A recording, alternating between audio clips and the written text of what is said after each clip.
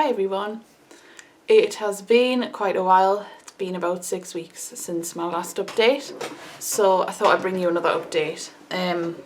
So I've reached round 30 on Cutlers Chelation. So I've done 30 weeks of chelation, which is a lot. It's like more than half a year.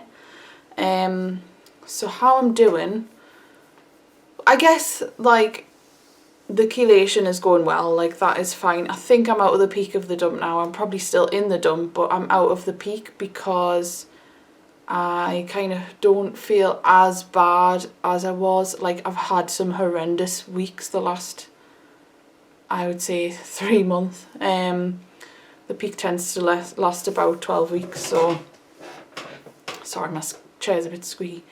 So it's kind of on target. So it's been over 9 months now that I had the amalgams removed, and so I had them removed on the 21st of September. So I should be kind of leveling out a bit more now. So I feel like that's taken care of, and the pituitary tumour aspect is I still don't know what will happen. So I think what will happen is that they'll probably do nothing.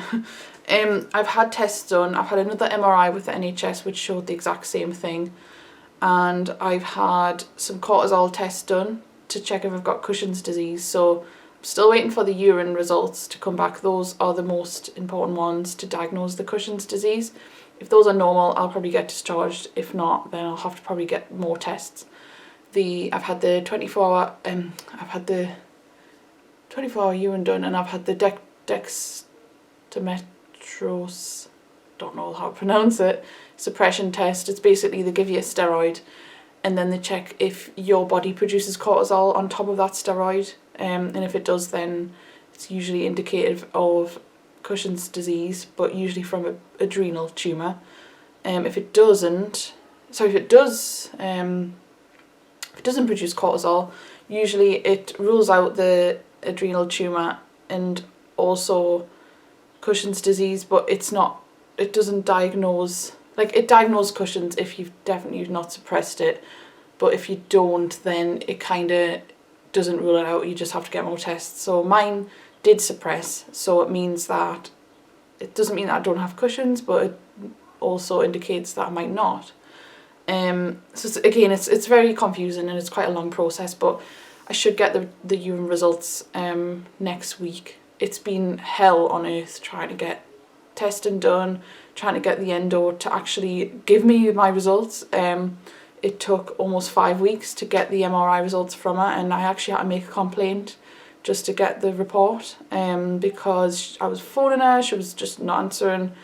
It was so stressful, and in all honesty, the turmoil that I've gone through in the last few weeks is probably predominantly because of this tumour and the aspect of having it, and not because any, like, dare I say, biochemical things that's been going on. Like, yes, I think I've been in the dump, but I don't think it would have been as bad if I didn't have this added huge stress on top.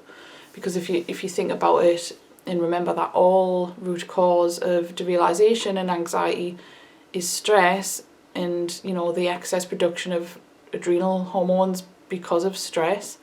But stress can be anything from, you know, perceived stress and oxidative stress, you know, biochemical stress. So it's been a bit of a mixture for me in the last few months. You know, I've had some personal stuff going on with like my relationship. We're okay now, but it's been quite troublesome. I'm sort of not living with anyone at the minute, and I haven't been for a few months, and that's been hard. It's been terrible, actually. Like, I've never lived on my own before. I'm not the type of person to go out and socialise. I'm an introvert. I'm an INFJ, if you know what that means. If you do the 16 personalities test, I'm assuming you'll be some sort of EN or IN type of character because we experience anxiety more than other people, because we have more, dare I say, feelings, but you know, we ruminate a lot more, you know, have a tendency to kind of want to figure things out and can't really let things lie. But yeah, my personality type isn't the type to go and like socialise with people, although I'm okay at it. Like I can go out and meet people, but I find that often in life people don't really have the same interests as me, and they don't want to talk about what I want to talk about. They just want to talk about superficial things, you know, like media and current affairs and like, you know, monetary things, materialistic things. Whereas I like to talk about like religion, like health, toxicity, things that I like to talk about with you guys, and I can't talk about with anyone else because no one really gets it. And that's hard because I feel like I'm not really connected to many people in my real life. You know, I've got friends, I've got family and boyfriend, but a lot of the time I do feel like what goes on in my mind isn't what I express and isn't what I get back from other people.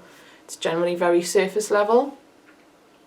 For a while I thought it was because I was weird, but it's just my personality, and there is other people out there like that. I just need to find them and connect with them, and I have done in like social media and online, but it's kind of not the same as having a real life thing. It's like having cyber friends. But yeah, I think it's important to have those connections in a mixture of things and get your needs met from different people. So my goal is in the next couple of weeks is to go out and socialise and just really push myself, because it's really not doing any good for my mental health sitting on my own like a lot of the time, because I'm on my own about 80% of the day, like of the week, and it's hard, and I can tend to spiral out of control with my thoughts.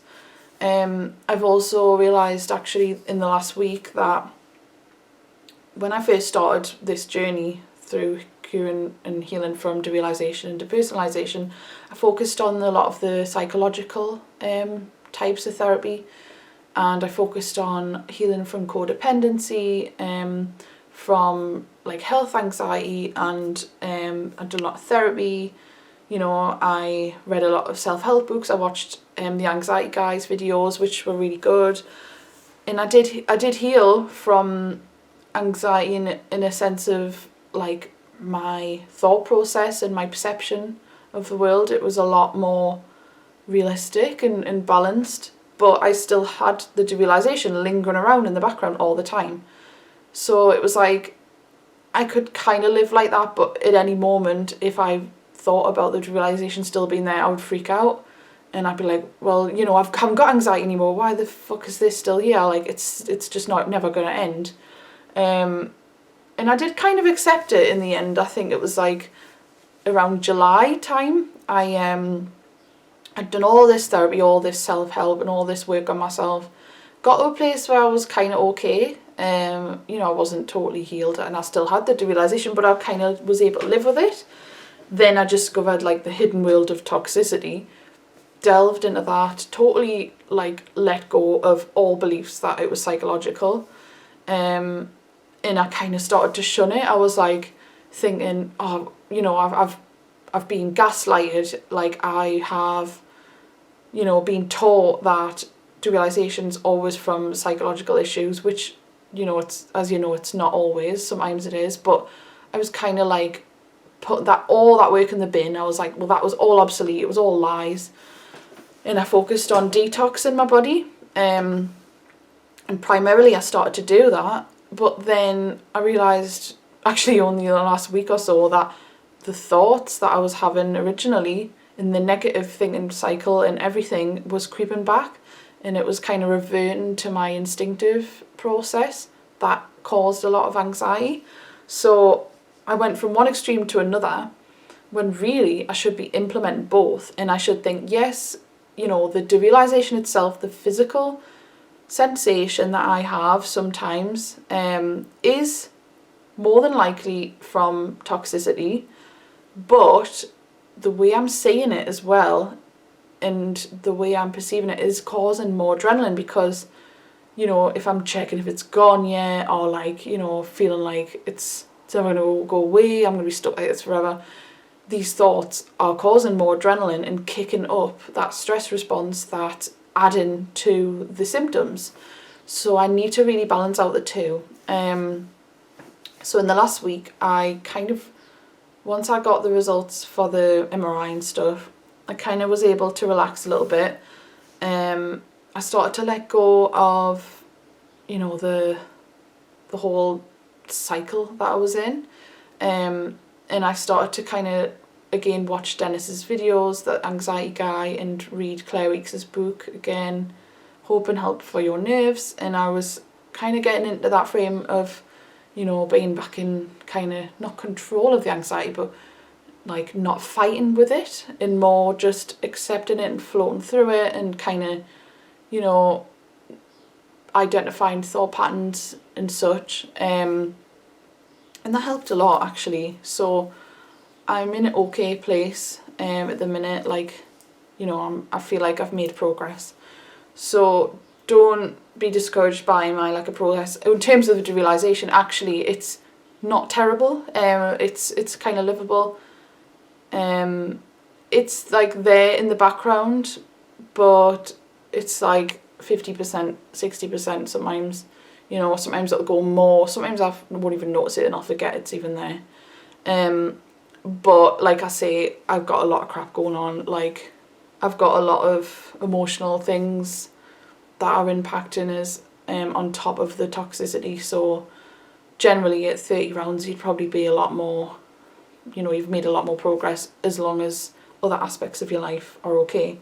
Like, I kind of made the mistake as well when I was starting this chelation of like, this is going to fix everything. Like, you know, I won't feel lonely anymore once I've got rid of the mercury, and I won't feel like, you know, worry about things, and I won't care about anything else. But in reality, like, yes, it removes the toxicity and it kind of calms things down, and, you know, like resets everything, makes you well, but you produce the thoughts. And if I'm actively producing these thoughts, like deliberately, it's not going to change that, you know. Can't change what I think, and I'm still going to have problems in my life, but the way I deal with them has to change. Like, I can kind of come out of it and think, right, I can take a step back and think of it realistically, or I can do what I'm usually good at doing, turn into crazy obsessive OCD mode and be like, if I don't eat this today, I'm going to have the realisation, you know, if I eat something with thiols in it, I'm going to suffer for 4 days. Like, I'm just creating that stress and you know, fortune telling that problem. So it's hard to like find the balance between the two, but I'm getting there, I guess. I just kind of need more time, and I need to kind of get this whole tumour thing out the way, and to start that like protocol. But, you know, I've got it all lined up, and I'll kind of fill you guys in on that once I begin. But what I need to do is just do it and not think about it, and not be like, you know, obsessing, have I done this, have I done that, how do I feel after this, how do I feel from that. I'm just going to write it out, have like a chart on the wall and do it, and just get on with my week. Because if I'm sat there monitoring everything, it's just going to cause more problems.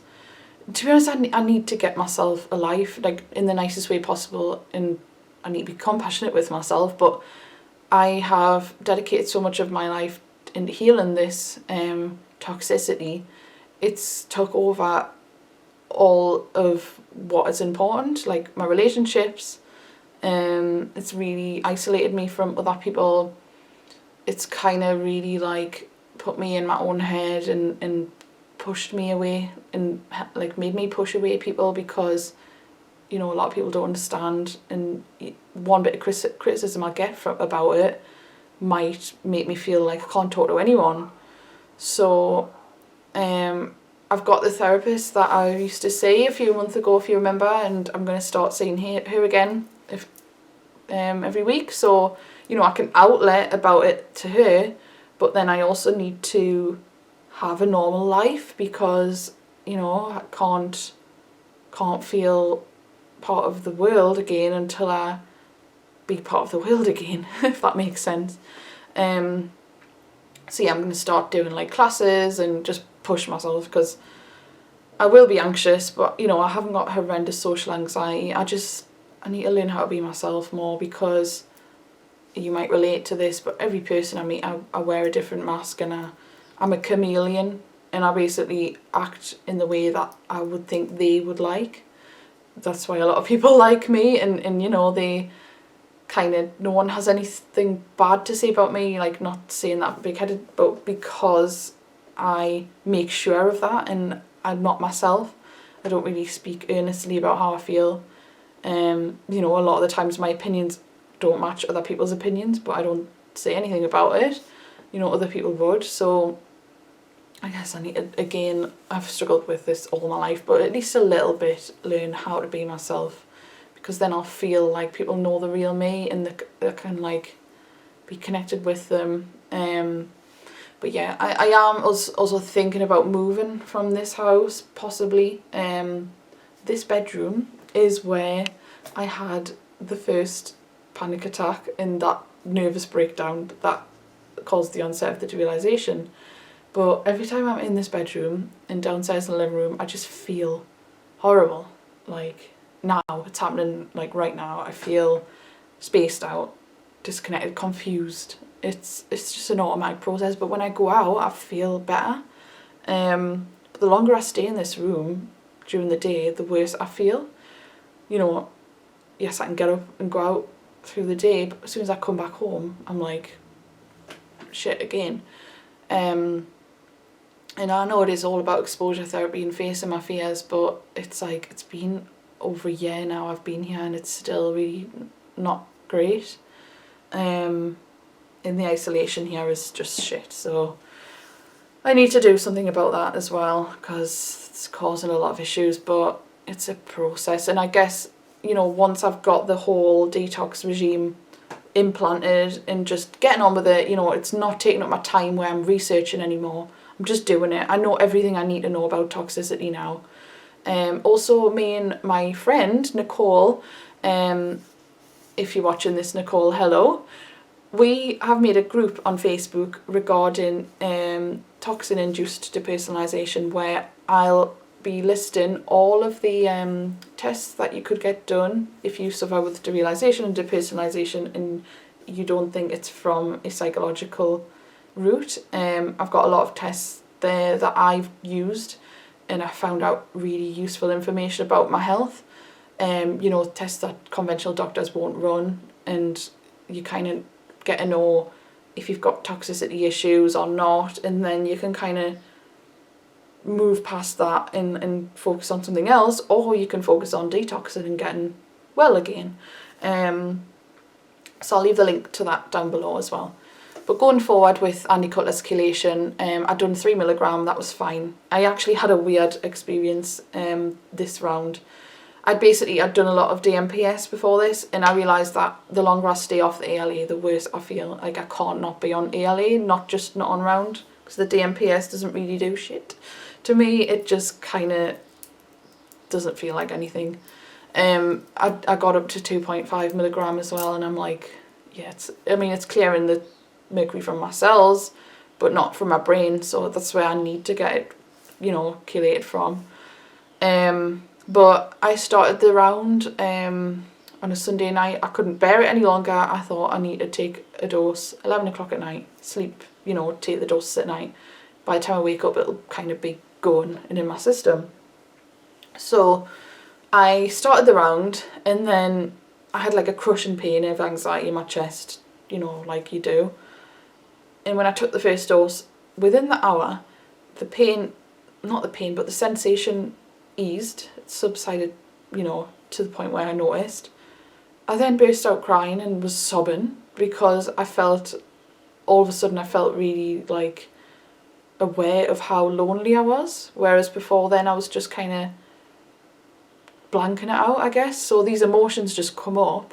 So I was crying, and then when I eventually fell asleep, I had a dream that I was screaming in my dream. I don't know why. I think I was actually having a nervous breakdown in my dream, and I was with my mum and I was screaming, and then I woke up because the sound of me screaming in my dream was actually loud and audible in my head.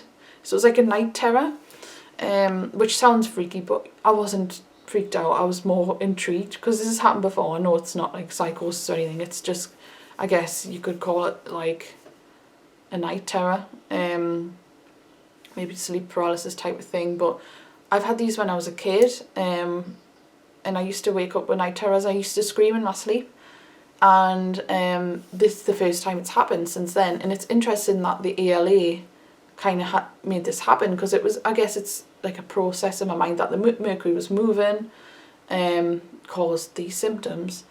And now I think when I was a child, perhaps the mercury was the issue of the night terrors. Like, you know, I had a lot of vaccines when I was a child, so it's interesting stuff. But I experienced that, but then the rest of the round was fine. Like, I took my doses and just got on with things, and I didn't really feel too bad, really. Like, it was just a normal round, so I'm happy to stay at this dose for a little while longer. It's enough. Anything else to update you guys on? I'm kind of finished uni for the summer, but I'm starting level 6, so I do have a degree in counselling now, but I'm not qualified because I haven't done my 100 hours of placement yet. But yeah, I'll soon be coming to a therapist room near you. I'm hoping to get this qualification in counselling, but then also go on to perhaps psychology or biology, or like, you know, holistic things, so I can integrate my knowledge of therapy and counselling with my knowledge of physical issues which cause mental health problems, and then I can combine those and be an integrative therapist, you know, when I'm 100%, you know what, I don't have to be 100% cured, but when I'm good enough to kind of practice as well. But I'm getting there. Like, you know, I've got really big hopes for my future. That's if the devil doesn't try and stop me, but I know God has got me, and God kind of wants me to do this and progress. And I'm going to come across obstacles and people trying to get in the way and, you know, setbacks, but this is my destiny, and this is why I was born. So I need to fulfill that. So I'm going to do my best to kind of educate myself, and get to the point where, you know, I can just help other people in the way I've helped myself, I guess, because I've done all the hard work, so you don't have to. And I've kind of been through it all and been a guinea pig for it, I guess, so you don't have to worry that it may or may not work or what side effects you'll get. So but yeah, I'm still detoxing otherwise, like enemas and you know, rebounding and salt baths and saunas and all that kind of stuff, so that's still going on. I just need to work on the psychological aspect of what I've been through, and it's been quite traumatic to actually learn about the pituitary tumour. I'm still writing my book as well, that's all updated. So this time next year, Rodney, I might be an author, a published one anyway.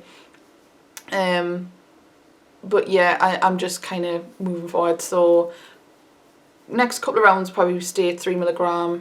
I'll probably update you on, like, hopefully around 33 I should have everything about the tumour, and I can kind of explain what's going to happen. But other than that, I hope you're all well.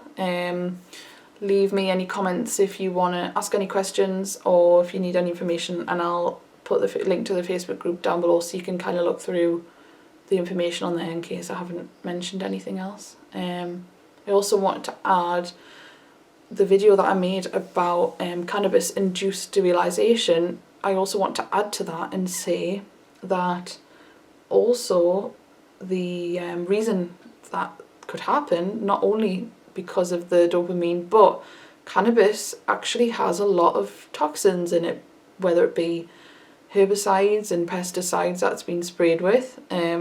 Mold as well is very cannabis is very susceptible to mold growth, and then there's also heavy metals that cannabis can be contaminated with. So you've got quite a cocktail of toxins that can be included in the cannabis. So not only are you getting toxicity off the cannabis itself and smoking it and physically getting it, ingesting it in your body, you've also got the psychological aspect of the THC messing everything up. So you know what, if you wanted to give someone derealization, just make sure they've got the right DNA that they won't detox and the right personality that they ruminate. Give them a big hit of a bong and just watch it happen. So it's, you know, it's very, very easily to expect, really, when all those factors are at play. So I thought I'd add that on anyway. But yeah, thanks for watching, and I'll speak to you soon.